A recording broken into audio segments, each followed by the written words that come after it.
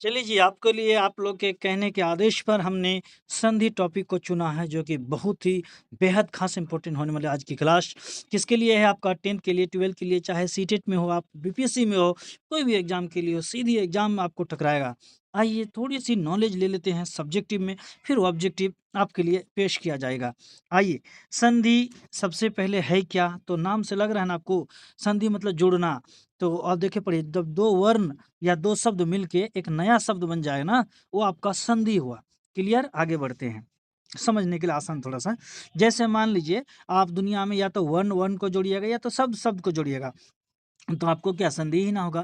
जैसे मान लीजिए हम बोलेंगे अ जोड़ अ जोड़े, तो यही आपका ना हो गया स्वर संधि। क जोड़ ख जोड़ेंगे, क जोड़ अ जोड़ेंगे, तो आपका क्या हो जाएगा ये सब? ये सबको क्या पढ़ेंगे हम लोग? आपका पढ़ेंगे व्यंजन संधि में। तो समझिए चीज़ को, और एक-एक चीज़ याद कर लीजिए, चीज़ याद कीजिए, समझिए थोड़ा-सा और याद भी रखने की कोशिश कीजिए। जैसे मान लीजिए, आप एग्ज़ाम्पल दे रहा आपको, देव जोड़ आलय देवालय, इस टाइप से। आइए, संधि का प्रकार जानेंगे। तो संधि आपका 3 प्रकार के होते हैं। पहला देखिए मिल गया स्वर संधि, जिसमें क्या करेंगे, जब स्वर को स्वर के साथ जोड़ेंगे, बोलिए, जब स्वर को स्वर के साथ जोड़ेंगे, स्वर संधि हो जाएगा। क्लियर? समझ में आ गया अब? आज के बाद दिक्कत नहीं होनी चाहिए। दीर्घ संधि क्या है? जब समान स्वर वाले मिलते हैं आपस में, तो दीर्घ संधि कहलाते हैं। जैसे विद्या जोड़ आलय, आ जोड़ आ, तो विद्यालय, ये हो गया आपका। ठीक है? उसके बाद देखिए, देव जोड़ आलय, देवालय, राम जोड़ अवतार, मिलके क्या हो गया? रामावतार। ये आपको ध्यान रखिएगा। इसके बाद आइए, गुण संधि, अ जोड़ हर्षई, आ जोड़ दीर्घई। समझ रहे हैं ना? बड़ी मात्रा, अ छोटी मात्रा, आ बड़ी की मात्रा, ईकार दीर्घीकार, खड़ी पड़ी।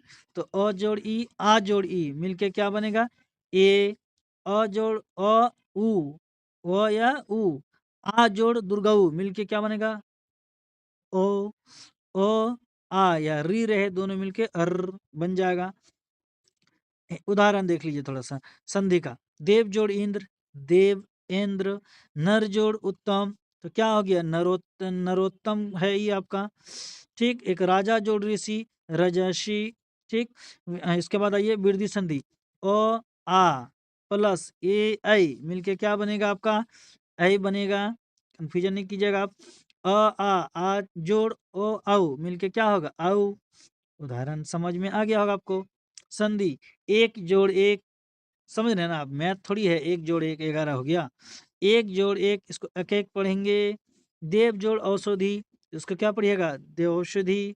व्यंजन, इतना देर हम लोग पढ़ लिए आपका स्वर संधि। अब आते हैं व्यंजन संधि के पास। जब व्यंजन व्यंजन, ठीक है? अब अ पढ़ लिया, अब क ख जोड़ेंगे, या व्यंजन और स्वर एक साथ मिल जाए, तो इसे हम व्यंजन संधि के नाम से जानते हैं। एग्जाम्पल लगे यहाँ देख लीजिए, सत जोड़ जन सज्जन, तत् जोड़ तो तत्व, उद्घाटन उद जोड़ घाटन उद्घाटन, सम जोड़ मान सम्मान। क्लियर? अब आते हैं विसर्ग संधि, लास्ट आपके लिए छोटा सा टॉपिक था आज का।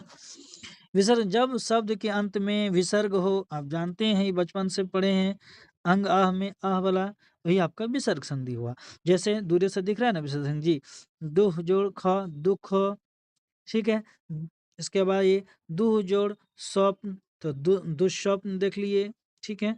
निश निश निश निह जोड़ फल निष्फल, इसको आप याद कीजिएगा बढ़िया से।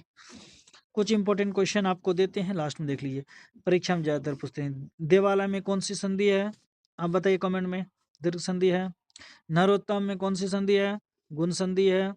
एक एक में कौन सी संधि है? बताइए, जस्ट आइए बताएं। वृद्धि संधि। सज्जन में कौन सी है? तो याद कीजिए, व्यंजन संधि। याद रखने की ट्रिक देते हैं लास्ट में, प्लीज, बहुत इंपॉर्टेंट लाइन है, ध्यान रखिएगा। याद रखने की ट्रिक, आ जोड़ आ, तो आ आ गया दीर्घ संधि। क्लियर? अब बोलेंगे अ जोड़ ई, ए गुण संधि, अ जोड़ ए, ऐ वृद्धि संधि। ये सब आपका विसर्ग संधि हुआ। Thank you for watching.